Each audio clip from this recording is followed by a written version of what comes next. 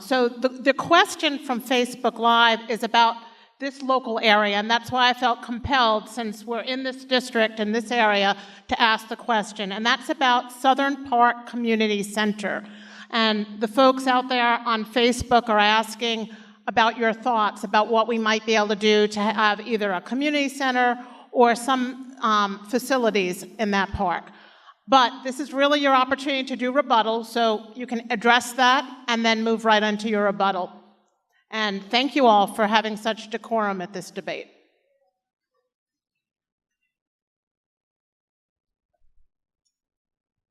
First speaking is Henry Thompson. As far as a community center there at the Southern Park, I'm not sure of the status of the sewer and water in that area. I'm not sure that we could have too much of a large facility in that area. Most of that land in there is good for ballparks and other types of uses that involve team sports and so forth. I don't know how much bathroom capacity is available in that area, so I'm not sure how much of a large facility can be built over there. So all of that would have to be looked into. I think it would require quite a bit of research to answer that problem. I know where the area is and everything, but I'm just not sure what can be actually produced in that area.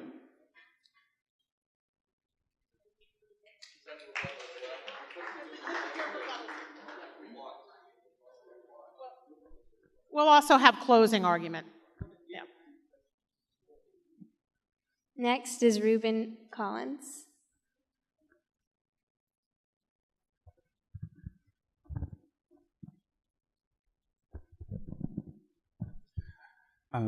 My rebuttal is a continued discussion on the issue of light rail, because I think, again, and this is a classic example of when our community is faced with a discussion on how we move forward, we present counter arguments that essentially disintegrate the idea.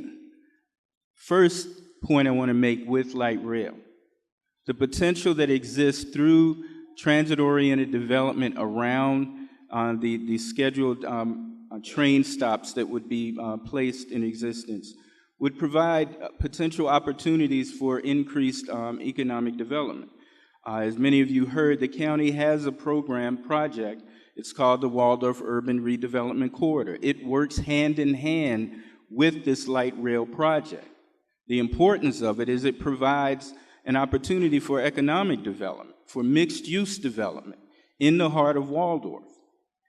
And in addition to that, with light rail, when you look at light rail projects throughout the nation, they've created a boom for real estate within those communities. So the idea, and too often I hear people saying, well, you know, I don't want it because it's going to increase crime. But guess what? When you look at light rail projects such as in Charlotte, North Carolina, and another community I can't recall right offhand that recently established light rail in their communities, you saw an increase in economic development, and real estate prices increased as a result. It's an opportunity for us to be forward-thinking, and the final point I wanted to make with this is in terms of partnerships. During my first term as a county commissioner, we established a strong relationship with Prince George's County. And I give credit to the President Board. They took that partnership further. And now, in addition to having the support of Prince George's County with this priority, this transportation priority, we also have as a partner St. Mary's County, because St. Mary's County residents understand the importance of bringing light rail to this community. It can be done if we are committed across the board with all of our leadership to make this happen. And it will provide opportunities for economic development in our future.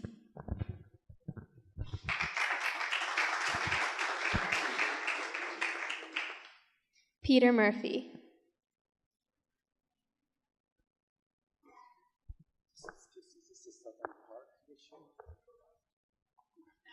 All right. I'll just briefly, on the Southern Park, nothing's come before us in terms of putting any recreation center there.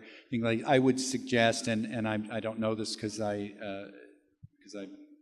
it's more than the Board of Education, but we have two schools down here. We have Pickawax and we have Higdon, and oftentimes our schools act as community centers, and they may or may not be a community center. But if they're not, I think it would be worth talking to the Board of Education to see if those schools, those playgrounds and so forth could certainly be opened up for the community. But that would be a Board of Education decision. That's not a commissioner decision at all. We've heard an awful lot tonight, folks. And it's a very different perspective when you sit where I sit than where people that are looking in. It's very easy to talk about all of these things. It's very easy to talk about the Safeway. You know, when the Safeway closed, I heard that I was on Facebook. That was my fault. 5 years ago, I brought the lobbyists down, the Safeway lobbyists, and I said, there's a problem with Safeway. You need to work on that. 5 years ago, this started. And the bottom line is, there was not enough, people were not shopping there. There are just not enough people to make money. They put a Starbucks in, it went out. They put a bank in, it went out. They made a business decision. It had nothing to do with land use. It has nothing to do, and I want to stop this right now because it's a negative thing about Charles County, nothing to do with theft. That's not our community. That was not in the decision with Safeway. It was a business decision. They were not making enough money there. And the other thing I heard from people that live on that side of the county, that's a food desert over there. Excuse me, there's been a food line there for years. And so my point is that where I sit, we see much more than, and know a lot more about these kinds of things and have to make decisions on that. When I hear that about the Alice report, they're very good about going out and giving all these figures. Those are back in 2014. Those aren't the figures that we live with today. Those aren't the figures that we use to make decisions off of. And when I look about the Maryland Airport, let me tell you about the Maryland Airport. I've been in office for almost 4 years. I've asked since I've been there, bring me a business plan. Talk to me about what you want to do there. I have yet to see a business plan. Yet has anybody ever come to us, to county government, and said, this is what we want to do there. Because when people do, we work with them. It's how we got Greenberg and Gibbons. It's how we got the new owner of the ball team. It's how we got Lennar. When they come to us, we say, what is it that we can do to help you? But if they don't bring it forward, if they don't come forward, this is your money. It is not the Bank of Charles County. So we don't just willy-nilly give that. You've got to come with a business plan because we're responsible to you for this money. We have a budget every year that we have to balance. So I hear a lot of things about, and jobs. Everybody talks about bringing jobs. Of course that would be a wonderful thing to do. But you know what? The very first thing that our Economic Development Department has to address when they are out, and I'll tell you one of the things they're doing, they've identified a number of companies in D.C. area that want to expand. It's too expensive in D.C., so bring them to Charles County. You know what they want to know? What are your schools? What is the safety factor? Do you know that in Charles County, we are number 2 in the state of Maryland in terms of how we support our police? Number 2, no one spends more money on public safety in the state of Maryland than we do except Baltimore City. That's a plus. But they ask about our schools and they ask about our transportation. They want to know, what land use are you doing for us to locate here? So when you hear all these things, they sound good, and it's what we all want. But the practical part of it is that, number one, we only have a certain amount of money to work with. This year alone, with all the requests that came in, it was $17 million more than what we had of everybody that wanted extra things. If we gave them that, we would have to vote to raise your taxes 7%. Nobody wants that. So we have to work with a very different set of facts than the kinds of information that you get when you go to these types of forums. And frankly, look, when I ran 4 years for this, I was in the same position. I talked about the same things. But I tell you, though, when you're sitting in this position, we can only work on facts and data, and it's mostly driven by dollars. And so I'm very proud to tell you that in the 4 years that we've been in office, and I mentioned it earlier, we haven't raised your tax rates. The previous administration raised your property tax rate 3 times in 4 years. They raised your income tax 1 time in 4 years. We haven't touched it. And we still maintain a AAA bond rating. And when Wall Street looks around of all the countries and they look at Charles County and say, this is a county we want to invest in, this is a sound county, this is the one that we know these people are going to pay their bills, that's something to be very proud of. And so I'm very proud of the record that we have over this last 3.5 years. Thank you. Brian Claus. I would like to address just a couple of issues in my rebuttal phase. As it relates to the work, the Waldorf Urban Redevelopment Corridor, that project was supposed to have started last year. If you go to the Department of Economic Development's website, you'll see that they were supposed to have started phase 1 in 2017. The only thing that's been done over in that corridor is all of the zoning. All of those properties have been downzoned, and now those property owners sit. And they wait. Because most know that light rail is not coming. Now, we can talk about we need another $27 million for another study, or we can be realistic. We've already done 5 studies over the last 30 years. We need to rethink what that transportation corridor looks like over in Waldorf.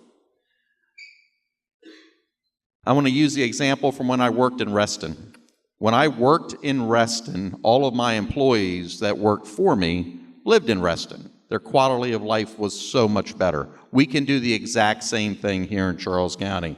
In regards to the Safeway, in my belief, is leaving because we have so many people that leave out of our county every day. It used to be my mom was home when I got off the bus, when she worked in Indian Head, and you could go to the grocery store at 3:30 or 4 o'clock. You've got people that now get on a bus at 5 a.m. and they get home at 8 o'clock. They don't have time to spend money in their community. You can't support businesses that need a critical mass of people to survive if they spend most of their time away from their house.